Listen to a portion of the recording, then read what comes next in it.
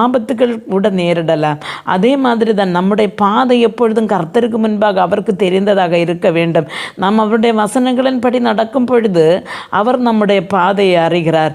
நாம் வசனத்தை விட்டு திரியும் பொழுது பிசாசானவன் நம்மை மேற்கொள்ளுகிறார். கர்த்தர் அந்த வழியே வருகிறதே இல்லை. அருமையான தேவனுடைய பிள்ளைகளை, அதனால் நாம் தேவனுடைய வசனத்தை கீழ்ப்படிந்து தேவனுக்கென்று வாழும்போது கர்த்தர் நம்மை பாதுகாக்கிறார்.